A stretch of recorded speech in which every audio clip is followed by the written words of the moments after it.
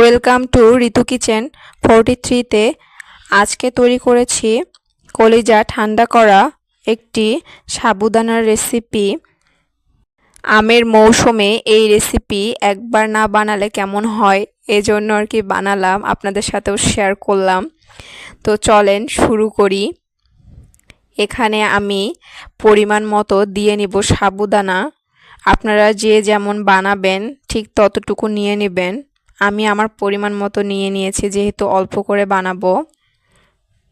এখানে পরিমাণ মতো পানি দিয়ে নিব। এখানে পানি দিয়ে রেখে দিব না, এটা পানি দিয়ে ধুয়ে ঠিক 10-15 মিনিট রাখলেই এনাফ।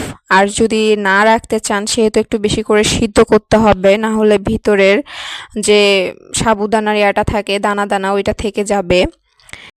আমি সাবুদানাগুলো 2-3 বার ধুয়ে এক সাইডে রেখে দিয়েছি 10-15 মিনিট রাখার জন্য। আর এই পাশে আমি প্যানের মধ্যে 1/2 কেজির মতো দুধ নিয়েছি। এইগুলো এখন আমি জাল করে নিব। আপনারা চাইলে এখানে গুঁড়ো দুধও নিতে পারেন, তবে আমি চেষ্টা করেছি লিকুইড মিল্কটা নেওয়া। গুঁড়ো দুধ দিয়ে নিলে অবশ্যই তার পরিমাণ মতো পানিও দিয়ে নেবেন।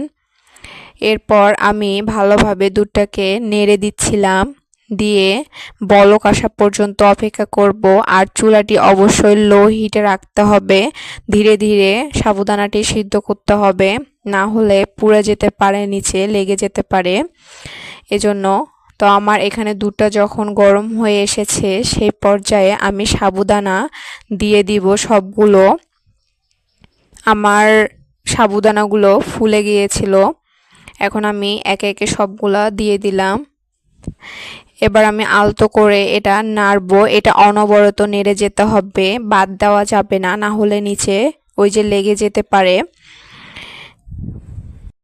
যখন এরকম থকবক করে ফুটতে শুরু করবে, একদম শেষ পর্যায়ে আমি 1 কাপের মতো এখানে চিনি অ্যাড করে দিয়েছি।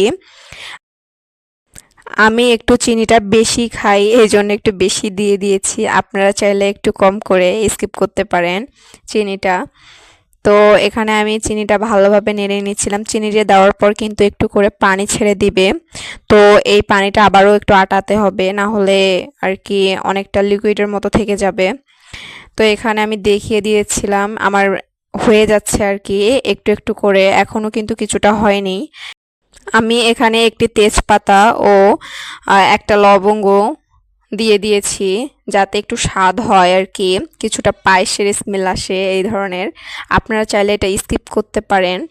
আমার সাবুদানা আর কি হয়ে গেছে, আমি ওইটা এক সাইডে রেখে দিয়েছি। এখন আমি এখানে একটি আম নিয়েছি, এই আমটাকে সুন্দরভাবে ছিলে নেব, ছিলে আর কি কেটে নেব। আমি এখানে একটা মাত্র আম নিয়েছি, আপনারা চাইলে এখানে অনেকগুলো আম দিতে পারেন, দিয়ে করতে পারেন, তবে আমি একটু শর্টকাটে দেখিয়ে দিচ্ছি। তো এইভাবে আমটা সুন্দর করে ছিলে এবার পিস পিস করে কেটে নিব। আমি এভাবে কেটেছি, আপনারা চাইলে লম্বা শেপে, যে যেমন শেপে খান তেমন শেপে আর কি কেটে নেবেন। আমার চ্যানেলে নতুন হয়ে থাকলে অবশ্যই আমার চ্যানেলটি সাবস্ক্রাইব করে পাশে থাকা বেল আইকনটি ক্লিক করে রাখবেন। আর নিত্য নতুন ভিডিও পেতে অবশ্যই আমাকে কমেন্ট করে জানাবেন। আর এই রেসিপিটি কেমন হয়েছে এটাও কমেন্ট করে জানাবেন। আর একটা লাইক করে দেবেন ভিডিওটি ভালো লাগলে অবশ্যই। তো আমার আর কি আমগুলোকে যখন কাটা হয়ে গেছে তখন আর কি আমি দিয়ে দিচ্ছিলাম সাবুদানাটা। একবারে সব দিতে যাবেন না, আপনার যতটুকু আম ততটুকু পরিমাণ দিয়ে একটু ট্রাই করবেন সার্ভ করা, তাহলে এটা আর কি খেতে অনেকটা সুন্দর লাগবে। আমি এখানে কিছুটা বরফ অ্যাড করেছি, আপনারা চাইলে এটাও স্কিপ করতে পারেন, কিন্তু গরমের সময় যদি একটু বরফ দিয়ে খাওয়া যায় তাহলে অনেকটাই ভালো লাগে। আপনারা চাইলে এটা ফ্রিজে 10-15 মিনিট রেখেও খেতে পারেন নরমালে। খুবই অল্প সময়ে চাইলে আপনারাও এই রেসিপিটি একবার বানিয়ে খেতে পারেন।